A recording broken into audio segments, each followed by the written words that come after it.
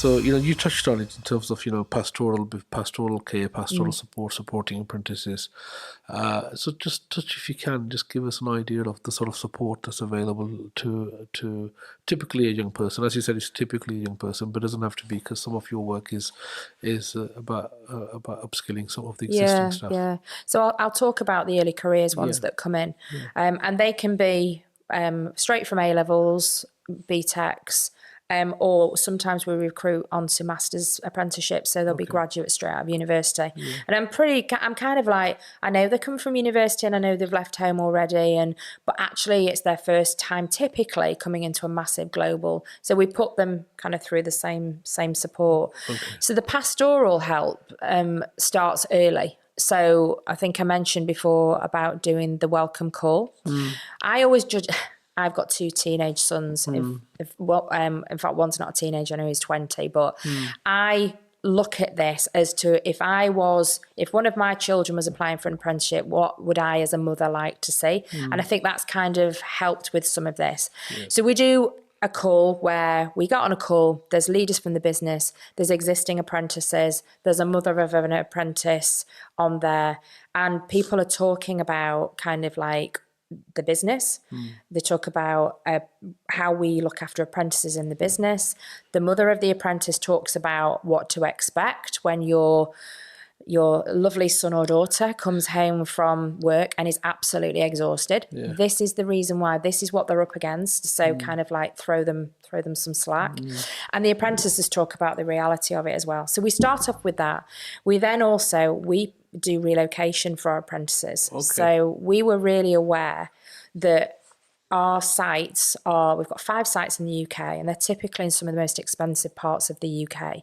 And unless you are fortunate enough to be able to have the bank of mum and dad behind you or access to some funds, you would straight away look at, if there was a job, you're in the Northwest and there's a job in Cambridge, straight away it's off the table for you because you can't look to go there. And it was becoming more and more, we were getting more since COVID. Obviously, AstraZeneca became more of a household name, so we were getting applications from all over the country, and it was really making us uncomfortable because some of the apprentices were moving themselves. They were moving into places where we didn't know where they were. They were basically, going into house shares. Who were they sharing the houses with? Etc.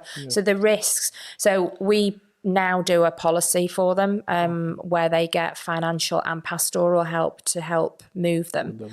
And we use our third-party relocation provider. So if somebody was moving halfway around the world for a business, it's the same team, but they have extra people that help.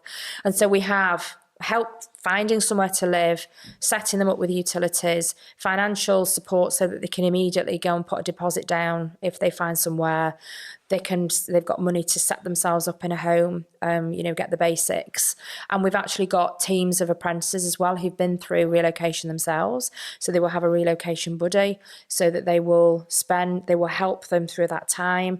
And then again, when they come into the business, checking in on them, because we're really conscious as well. Day one for some apprentices is they've rolled out of bed and they've gone, 5 miles down the road. For others, they moved house from the other side of the country a couple of days ago, and they're in a completely different new environment. They don't know anybody. And so, you can have somebody arriving already shell-shocked and then somebody arriving a little bit more comfortable. So it's kind of, what can we do to help them? We do the induction program. As part of that, lots of apprentices get involved. They've organised Freshers Week for them, really conscious that some of them have got their friends have all disappeared off to university and they're at home and lost their network. So we try, those apprentices try and get it comfortable for them, do the Freshers Week, so they will have social events organised and try and get them comfortable. They'll do lunches with them.